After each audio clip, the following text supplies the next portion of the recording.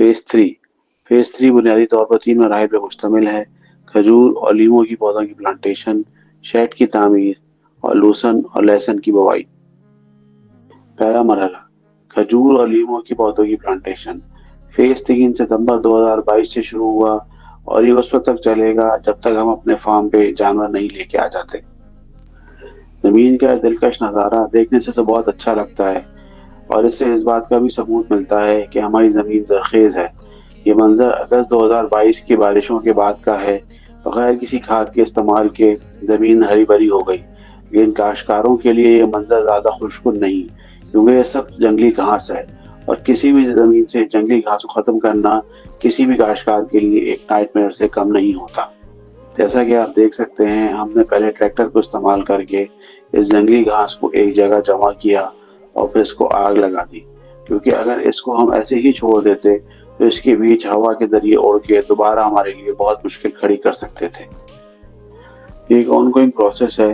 अगरचे हमने अपनी ज़मीन से घास की सफाई करवा दी, लेकिन पड़ोसियों की ज़मीन से जंगली घास के बीज उड़कर हमारी ज़मीन पर आ जाते हैं और हमें हर 5 से 6 महीने के बाद ज़मीन की सफाई करवानी पड़ती है, ताकि ज़मीन से जंगली घास का मुकम्मल सफाया हो जाए। और फिर हमने ज़मीन को दोबारा लेवल किया। लेज़र लैंड लेवलर ना होने की वजह से हमें ज़मीन की दोबारा ट्रैक्टर के ज़रिए मैनुअल लैंड लेवलिंग करवानी पड़ी।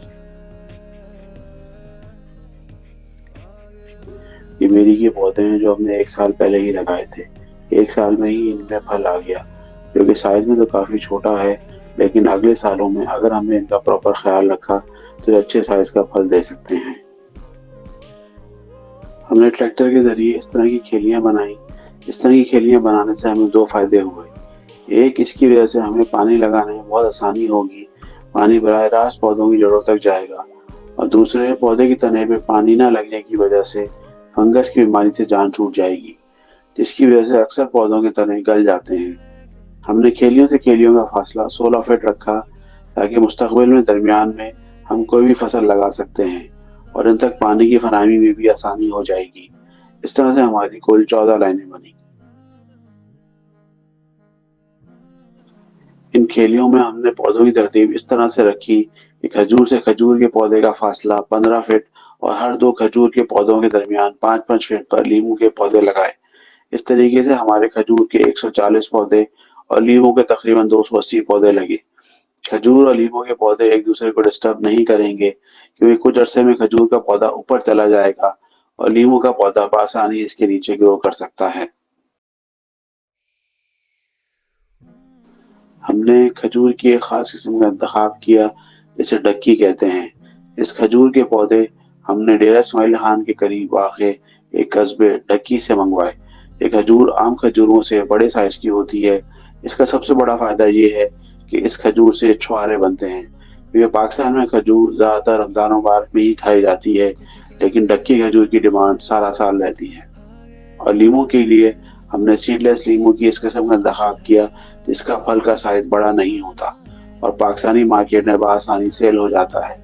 इसके पौधे हमने पतोकी से शाहिद शरीफ भाई अल मारूफ छांगा सरकार से मंगवाए।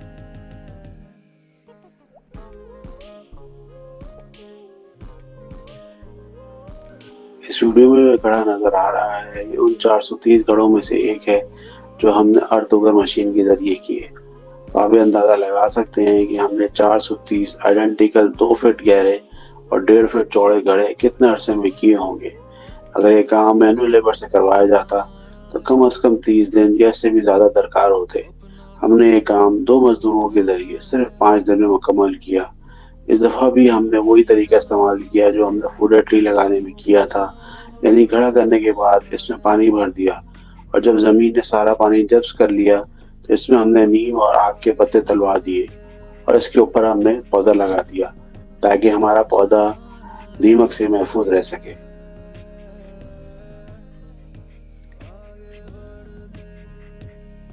जैसा कि आप इस वीडियो में देख रहे हैं कि पौधे लगाने के बाद हमने पहला पानी लगाया है।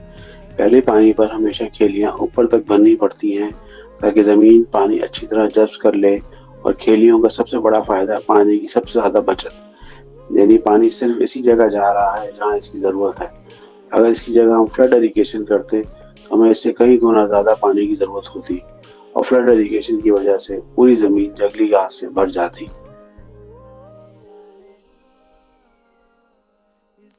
जैसा कि आप देख रहे हैं कि हमारे लगाए हुए तकरीबन सारे पौधे ही सूख गए हैं। हमें यह तजुर्बा फूड ट्री की प्लांटेशन के दौरान भी पेश आया था और हम उस वक्त काफ़ी ज़्यादा परेशान हो गए थे कि पौधे तो सारे के सारे सूख गए। उस वक्त के तजुर्बे ने हमें बात सिखाई थी कि आप जब भी किसी दरख्त की ज़मीन तब्दील करते हैं तो अपने पुराने पत्ते सुखाकर नए पत्ते निकालता है और इस प्रोसेस में 1 से 2 महीने लग जाते हैं।